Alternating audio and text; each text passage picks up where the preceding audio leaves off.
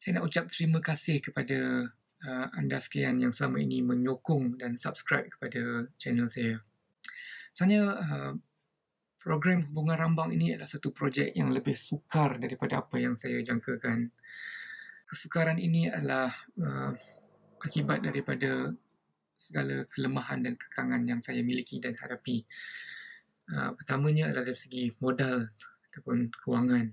Kedua, dari segi peralatan dan kemahiran kerja. Nombor 3, SOP yang harus kita patuhi dalam menghadapi era wabak COVID-19. Dan keempat, yang paling utama sekali adalah kerana kelemahan diri saya di dalam bertutur dan kebolehan saya untuk berbual dan mendapatkan bahan-bahan perbincangan yang menarik. Jadi dari masa ke masa saya berusaha untuk menambah baik dan perbaiki segala halangan-halangan dan permasalahan yang saya hadapi ini. Apabila saya mulakan program Hubungan Rambang ni, ia adalah semata-mata untuk 3 sebab utama. Pertama, untuk menjadi sumber ilmu pengetahuan. Kedua, untuk menjadi tempat kepada para penonton mendengar pengalaman-pengalaman orang-orang yang berkecimpung dalam bidang muzik dan bidang-bidang mereka masing-masing. Dan ketiga adalah untuk menjadi sumber rujukan kepada para penonton bukan sahaja hari ini tetapi di masa hadapan. Program Hubungan Rambang ni adalah satu projek Labour of Love yang mana saya mulakan kerana minat saya. Tetapi untuk terus menghasilkannya, saya perlukan sokongan-sokongan para penonton menerusi subscribe pada channel saya, kongsi dengan channel saya dan juga memberi komen kepada apa yang saya hasilkan. Saya akan cuba menjawab kepada yang suka dan haters. Saya okey, saya terimanya dengan hati yang terbuka. Oleh itu, terima kasih. Thank you so much. Dan enjoy.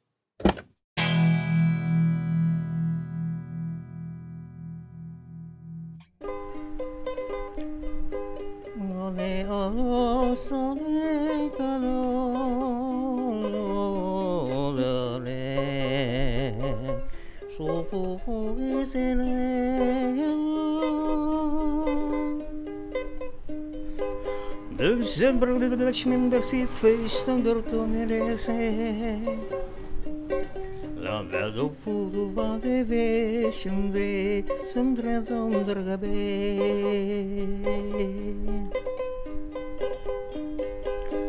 L'ombron besoso, inder che fece tremestropi, la vescem relaxmen, no me.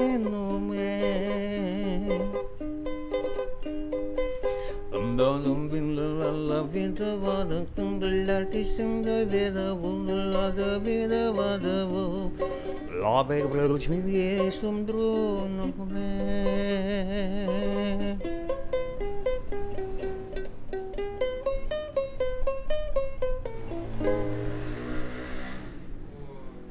Bolehlah improvisation. Termonolopong ya saya mendengarkannya. Apa cerita ni? Saya antara yang saya terkesan sekali daripada research saya kebelakangan ni ialah kenyataan abang menyatakan bahawa kehidupan ni tak pernah siap. Jadi di peringkat sekarang ni bang, Sani Sudin tu, Sani Kopratasa tu, di manakah persiapan di kadar apa tu persiapan dia? Kita hari-hari bergelut untuk menyiapkan sesuatu yang apa yang kita suka. Tapi bila dikaji balik, ada satu peribahasa orang Melayu, rumah dah siap, tukul masih bagi berbunyi. Masa kita mengenal ayat tu dulu, kita kata wah, yelah kita dapat benda-benda yang apa yang tertulis lah. Tetapi apa yang tertulis di sana, rumah dah siap, tukul masih berbunyi. Rumah tu siapa sebenarnya? Pada aku, rumah tu bukan rumah yang rumah. Tetapi hidup kita tu adalah rumah. Diri kita tu adalah rumah. Kan? hidup tu bila kaji balik benda ni, hidup kita memanglah kita cuba menyiapkan hidup kita sebagai seorang orang untuk jadi gitu, untuk jadi gini, tapi kadang-kadang menung fikir tak siap. Tadi dah makan kan, kejap lagi makan lagi, siap ke hidup tu? Itu very simple. Itu kepahaman, mengikut kepahaman aku dalam aku mengkaji bidang benda-benda macam tu. Terpulang pada orang yang kata itu tak betul, tak salah, tu dia punya pasal lah. Yeah. I got my own vision of living. Right. Ya, authentic tu bang. Itulah. Jadi aku tak nak kacau hidup orang kan. Hidup sendiri pun tak pernah siap, macam mana nak siapkan hidup orang. Itulah dia. Kalau daripada falsafah yang macam ni ya bang, macam kita nak bina satu perkara tu, kita dah ada idea asas bagaimanakah paras rupa dia kesudahannya nanti. Ataupun kita nak bina rumah, kita dah ada blueprint dia. Daripada Sanisuddin ni, bagaimanakah bentuk kesempurnaan hasil kerja tu nanti apabila dia siap? Tidak pernah sempurna. Kadang-kadang macam aku melukis ataupun aku buat lagu, ataupun aku buat lirik. Masa kata kau buat lirik kan, dah tulis lirik tu, memanglah masa tu kita tergesa-gesa untuk menyiapkan lirik tu. Siap. Tapi bila sudah dirakam, patutnya lirik tu ginilah. Patutnya pasal aku tak tahu. Kan banyak bila aku macam kata benda yang aku lukis, aku dah sign aku renung balik, lukisan ni tak betul ni. Patutnya gini kan. Tapi dia dah habis. Padahal benda tu dah siap kononnya, daripada mata kasarnya dah siap, tapi pada kita masih tidak puas hati. Jadi sebagai manusia kita memang tidak ada kepuasan yang tersendirilah. Bang, sebagai manusia kita tidak ada kepuasan. Adakah ini sepatutnya memang begitulah sifatnya, ataupun kita kena mencapai satu peringkat yang kita mencapai kepuasan? Kita cuba mencapai peringkat-peringkat tu, tetapi peringkat-peringkat itu dihandle oleh dia juga. Kan, kita hanya bergelut je. Kita berusaha untuk dapatkan benda yang dari ketulusan kita je, keikhlasan dan ketulusan. Tak kisahlah lepas tu nak jadi apa, jadilah. Bang, okey. Sekejap bang. Okey. Abang lah obviously seorang seniman lah. Kononnya lah, kita ni semua kononnya lah. Kita semua kononnya. Apa yang memberi kepuasan kepada kita adalah sesuatu yang berada jauh kat dalam, yang kita pun yang mungkin tak pernah tersentuh dengan cahaya kan. Tapi benda-benda tu bila tersentuh sikit-sikit dengan cahaya, kita puas. Tak payah wang ringgit yang banyak sangat. Betul. Kalau ada bagus juga. Sebab tu aku dapat ayat aku tak nak miskin, aku tak nak kaya, tapi aku nak duit je. Banyak-banyak. Tak kisahlah, janji aku boleh minum teh dengan kawan, beli rokok kan. Itu je. Okey. Jadi sikit sebanyak abang akan mencuba mencari kesempurnaan diri itulah. Ya, betul. Semua orang bergelut. Bergelut untuk mencari kesempurnaan. Apa tu kesempurnaan kita tak tahu sebenarnya. Kesempurnaan yang macam mana tu? Ada idea bang, kesempurnaan tu apa? Aku pun tak tahu macam mana. Sebab benda ni adalah dalam setiap manusia, semua dalam proses yang tersendiri untuk mencari sempurna. Memanglah macam mak bapak kita kata, aku dah potong jalan tu, dah bagi usia, kau lalulah nak pandai-pandai kau lah nak hidup. Yelah, memang dia dah bimbing kita. Maha guru kita adalah mak bapak kita di dunia lah. Jadi bapak dah potong ni rumput, pandai-pandai lah nak lalu, nak jalannya pandai-pandai lah dia cakap. Jadi kita kena gunakan akal dan jiwa kita lah, yang dididik oleh mak bapak kita. Itu je. Sementara kita melalui laluan yang telah dia tebaskan untuk kita. Tapi cabaran tu banyak datang, kiri kanan datang kan. Walaupun dia tebas jalan cantik kan, highway cantik, ada je benda-benda yang bukan pada kiri kanan yang datang kan. Benda-benda cabaran tu tetap ada setiap saat. Itu kadang-kadang orang tegur aku, ni kau masih seni-seni lagi ke? Apa ni? Apa maksudnya tu bang? Itulah dia cakap. Dia kata seni ni melalaikan. Tidak, aku cakap, seni tidak pernah melalaikan. Lalai ni setiap detik menjentik pada semua manusia, bukan saja dalam bidang seni atau sebagai manusia. Kelalaian ni setiap saat menjentik. Kan? Dia macam, dia kata seni ni melalaikan, Tuhan tak pilih kau jadi untuk jadi macam aku. Seni tu siapa punya? Dia punya. Dan banyak aku belajar mengenal benda-benda yang jauh-jauh ni dalam seni. Sebagai contoh bang? Cuma agawang aku ni cakap. Okeylah, benda yang lembut sikit lah untuk orang dengar. Bagi contoh apa? Adakah berzikir itu perlu ada tasbih di tangan? Tak. Atau kadang-kadang perhati tengok Bila aku suka tu sebab aku suka merayau. Merayau itu salah satu ruang kuliah untuk aku. I got my own faculty of living, faculty of life engineering. So aku merayau tu, bilang Sani tu asyik merayau, apa dia buat tu. Jangan fikir merayau tu kosong. Bila pada orang yang tak faham kita, dia kata dia tu mengapu. Aku diam je lah. Aku cakap aku punya cara menghandle kehidupan aku yang sendiri. Kemuncak dia apa bang? Dalam untuk bahasa mudah untuk saya faham, untuk siapa-siapa yang dengar faham. Kemuncak ni ada pelbagai kan. Kadang-kadang lah jadi kita keluar rumah risau alamak tak ada duit ni dalam poket ni, nak naik bas ke apa kan, nak minum, jalan ni sampai simpang jalan tersempak, cakap seorang-seorang, kau ni macam faham je, duit apa tepi jalan tu ada duit, ada duit malambai, jadi ambil lah, kita nak malu apa. Ni lepas minum dah rezeki kita macam tu. Aku banyak kali kena macam tu kan. Ding, kau nak balik ada belanja ke? Ada, padahal tak ada. Ada, cakap ada je. Confident. Jalan. Tengok member macam berlipat tu yang macam panggil. Lepas tu, kau ni macam faham je. Kita jadi macam satu mono. Cakap seorang-seorang, ambil diam. Benda tu rezeki. Kita ambil je lah. Okey, jalan lah.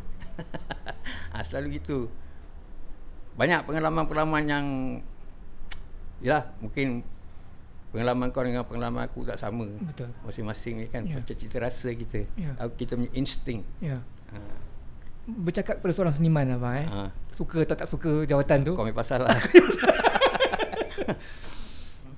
Betul lah abang. Sebenarnya pada sudut pandang abang ni, kemuncak dia apa bang yang kita punya bukan pengejaran, kita punya perjalanan ni apa sebenarnya? Itulah dia. Benda ni susah nak cakap. Pasal tu aku cakap tadi. Memang aku tak boleh bagi ni tu. Dia ada macam-macam pelbagai. Macam kita nak kenal. Apabila kita dah kenal apa yang kita nak kenal, maka kita relax lah. Apabila kita nak, mula-mula kita kena tahu apa yang kita nak kenal. Yes, kita kena tahu, kita kena kaji apa benda yang kita nak tahu. Sebab rindu dan cinta itu erat bersatu. Kalau kita tak ada rindu, macam mana kita nak cinta? Macam cinta itu perlu ada rindu. Sebab itu rindu dan cinta tu dia macam roh dan jasad. Macam yin dan yang, roh dan jasad. Sebab kadang-kadang lirik aku banyak perkataan rindu, cinta saja. Aku kata ni tak habis-habis. Kau kaji balik lirik tu macam mana ayat dia. Contohnya macam cerita lagu Fotograf, Ke Pintu Kasihmu. Jernih berkilauan bagai tetesan embun hujan hening alam rasa bila namamu aku lafazkan. Sambil nyanyi lagu tu Ke Pintu Kasihmu. Aku pun dah lupa. Aku kaji balik, benda-benda tu datang spontan. Waktu aku mengkaji, mencari sesuatu yang aku inginkan dalam hidup aku, untuk diri aku, benda-benda tu datang. Rupanya bila orang kata ni dalam maksud ni, aku tak tahu cakap. Aku takkan cakap aku tak tahu, dia datang spontan. Kan? Rindu dan cinta. Cinta tu makna dia besar, tetapi kadang-kadang kita sempitkan. Cinta tu lebih besar pada alam maya ni. Kan? Tapi kita sempitkan, jadikan cinta tu yang cinta yang merapu lah kononnya. Cinta ni tak merapu sebenarnya. Kita lahir pun daripada cinta mak bapak kita. Itu je. Apa lagi? Kalau aku merapu, kau diam. Tak apa, merapu ni yang seronoknya. Macam manakah perjalanan abang ni sendiri bermula bang? Okay, macam mana saya nak pendekkan dia. Sekarang ni jelas sekali usia abang yang lebih separuh daripada usia abang adalah abang habiskan kepada berkarya.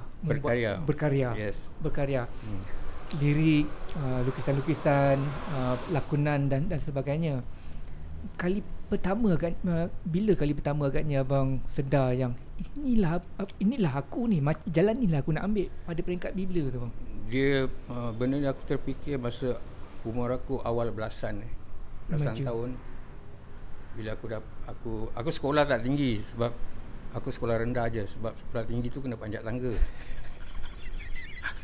Penat bang. Jadi bila orang mengata aku tentang aku belajar kurang ni, aku diam je. Aku ambil itu sebagai platform untuk aku pada aku kecewa itu pada aku bukan bunuh diri dalam kata kutip. Kecewa itulah untuk berdiri. Kecewa itu kepada orang yang sedar untuk berdiri membina peribadi. Itu yang aku dapat ayat tu, aku bangun, aku diam. Orang cakap aku bukan, tapi jadi aku ambil satu masa aku belajar teater. Masa sekolah? Masa belasan tahun tu. Masa belasan tahun. Aku nonat sebab teater. Tapi aku minat, aku suka pergi. Jadi aku pergi, aku merayau, macam aku cakap, aku merayau pergi ke Komplek Budaya Negara, tengok orang main teater, tengok orang berlatih teater ni. Kononnya untuk lakonan lah. Jadi aku tak macam mana, aku terjerumus, aku masuk dalam satu grup dan aku dihantar untuk berkhusus tentang lakonan. Ni teater mana ni Pak sekali? Teater mana sertai ni? Ni teater, waktu tu banyak kumpulan. Kumpulan. Dan akhirnya bila sudah pergi kursus tentang teater tu apa, lakonan tu apa, jadi kami menubuhkan kumpulan sendiri. Kami tu siapa bang? Kami tu kawan-kawan lah. Kumpulan teater utama di mana aku Tan Sri Datuk Dr. Nordin Kardi, salah seorang ahlinya. Tan Sri Datuk Dr. Nordin Kardi sekarang dia di USAS, Universiti Sultan Azlan Shah, Kuala Kangsar. Dia Vice Chancellor. Itu. Dia banyak yang mengajar aku untuk ni. Tuan, dipanggil aku Tuan. Aku panggil dia Tuan pasal dia Biro Tata Negara dulu. Tuan kena baca balik buku-buku. Cari balik. Di situlah aku mula mengutip balik buku-buku. Aku pergi kedai-kedai buku-buku second hand aku beli. Tak kisahlah apa tajuknya. Jumpa buku-buku teater aku beli. Ya, kita yang tidak ada formaliti tentang pembelajaran teater. Jadi dia banyak bantu. Di situlah aku banyak tahulah sikit lah, bukanlah banyak, tahulah sedikit tentang apa itu lakonan, apa itu manusia, apa itu kemanusiaan. So, macam-macam lah jumpa. Ini masa umur belasan tahun lagi bang? Itu dah masuk peringkat awal 20 lah. So dalam belasan tahun tu abang berkecimpung dalam mula-mula belajar dalam teater, ikuti kursus. Lepas tu abang form bulan teater utama. Itu pun dalam tahun 80, awal 80 lah. Kami sama-sama kursus di Ceras dengan kawan-kawan dari UPM. Kan, itulah. Daripada yang tadi Datuk Tan Sri tadi tu, dialah yang merangsang abang pula untuk menyelami buku-buku. Waktu sebelum tu aku memang suka ambil cari buku. Lepas tu macam boring, tak ada yang kena, tapi aku buat je. Tapi selepas masuk teater, dia cakap, betul juga, sampai sekarang aku tengok buku. Tapi setiap manusia, bila aku kaji balik tentang buku ni, setiap manusia yang lahir ke dunia dah bawa buku. Tapi buku tu kita tak pernah baca. Tahu buku apa? Tak tahu. Buku 5 dengan buku lali. Tu bila kaji, tu bila aku kadang-kadang aku banyak orang panggil aku buat talk tentang teater, tentang seni persembahan, aku pergi. Tapi bila aku cakap, aku akan cakap jenis cara aku. Aku tak suka, takut student nanti tak faham. Jadi aku cakap, bisa kata aku pergi mengajar vokal, suara untuk lakonan ataupun untuk nyanyian. Ada satu hari nyanyian, lakonan. Satu hari tu semua menyanyi. Aku cakap dekat peserta, engkau orang boleh menyanyi, tapi belum tentu boleh jadi penyanyi. Sebabnya engkau orang ada suara dan engkau orang jarang beromen. Beromen dengan suara tu. Tahu tak apa? Beromen dengan perasaan. Yes, beromen dengan suara, mencari macam mana laras-laras seni suara tu nak dilontarkan. Kan? Macam mana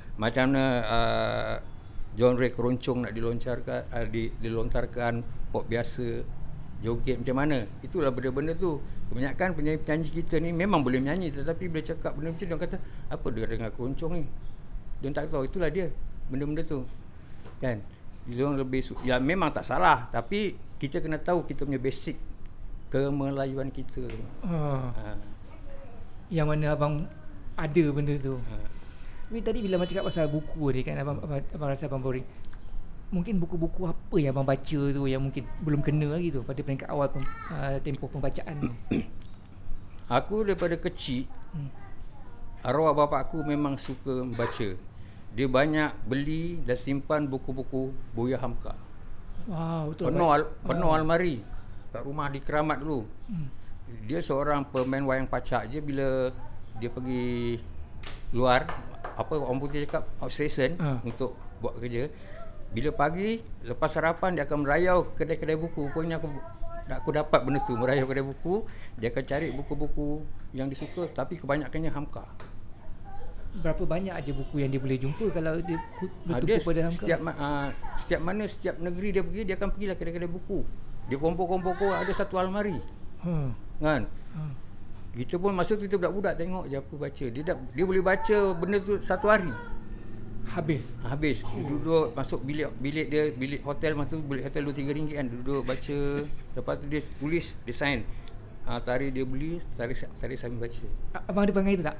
Abang ada perangai tu tak? Ada sikit-sikit. Saya pun ada sikit-sikit perangai tu. Kan? Jadi bila dia balik rumah Keramat, kadang kita jumpa dia sebulan je, lepas tu dia pergi balik lagi. Dia akan cerita, buku ni cerita dia tentang orang ni, tentang kita sebagai budak-budak kita dengar je. Nampak? Dekat situ je dia tarbi kita tentang falsafah Hamka ni. Jadi tapi bila anak-anak saudara datang tengok buku, orang dulu tengok buku, banyak buku ni, boleh pinjam ke? Habis. Dia panggil paman lah, mamang, mang boleh, orang boyan, mang boleh pinjam, ambil lah, dia tak kisah. Anak ambil lah, ni ambil 2-3 ni, ambil. Macam tu je. Hilang lah. Habis lah, tak kembali lah. Aku pun tak ada situ. Bila sekarang ni aku tu, bila Budiman tanya aku pasal Buya Hamka ni, aku cakap cerita benda-benda macam tu. Kan? Abang sempatlah membaca antara buku-buku dia tu. Aku sempat baca apa, Di Bawah Lindungan Kaabah.